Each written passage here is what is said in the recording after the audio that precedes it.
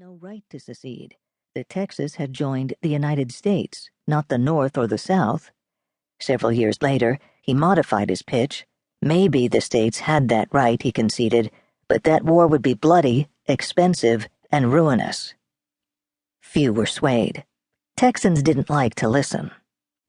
Neither, for that matter, did Houston.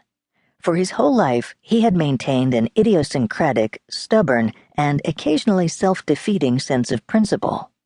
On his wedding night, his wife had confessed to him that she was in love with someone else. He was too humiliated to stay in Nashville, but he took an ad in the papers warning that anyone who questioned her virtue would pay for the libel with his heart's blood. As he prepared to lead the Texans into the Battle of San Jacinto in April 1836, he knew they would be badly outnumbered again. Twice in the preceding 6 weeks, the Mexican army had massacred the revolutionaries, first at the Alamo, where the Texans hadn't surrendered, and then at Goliad, where they had. In light of that, Houston took only one precaution. He ordered his troops to burn the bridges behind them.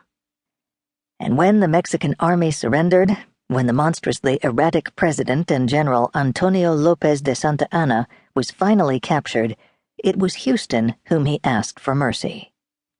That man may consider himself born to no common destiny who has conquered the Napoleon of the West, said Santa Anna, and now it remains for him to be generous to the vanquished. You should have remembered that at the Alamo, Houston said. He had been wounded in the battle and was lying on a blanket under an oak tree. A biographer would later write that a ring of savage Texans had pressed around with ominous looks on their faces and ominous stains on their knives. But Houston spared Santa Anna's life and laid out the terms of the armistice that ended the revolution. And now, Houston was wounded again. The severest pang, he wrote, is that the blow comes in the name of the state of Texas.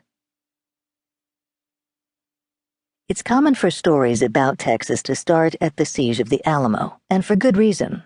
That half-accidental battle is at the emotional core of the state's story about itself, and in Texas, as in the United States, origin stories have been reified by belief and devotion.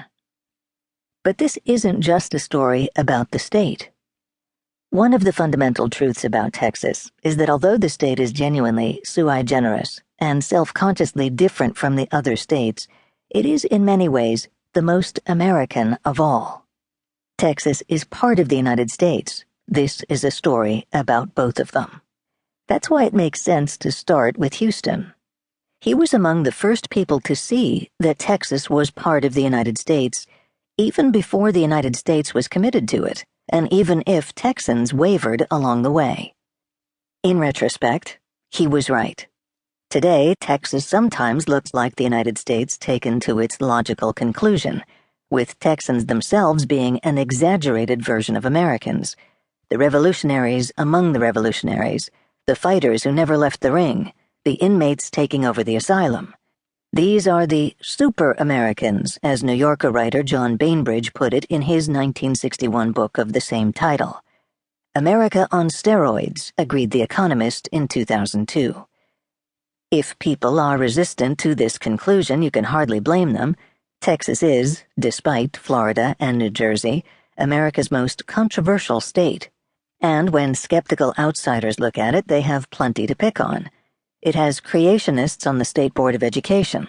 It has evangelicals in the governor's mansion, except during those episodes when the governor has to move to a taxpayer-funded McMansion because someone threw a Molotov cocktail over the gates, 2008 to 2012. It has America's biggest prison population and its busiest death row. It grew rich on oil and worked that wealth on behalf of cronies, dirtying itself and the nation in the process. Meanwhile, if you want to talk about schools, about health care, about poverty, Texas is at the bottom of the pack, keeping company with its bedraggled southern neighbors. The politicians all wish they were cowboys, and on the rare but unfortunate occasions when they get to national office, they go hog wild, they start wars, they take the rule of law out for target practice. When confronted with any of these charges, Texas's leaders are blithely unconcerned. They might even take them as a compliment and think about running for president. It's like a whole other country, as one of the officials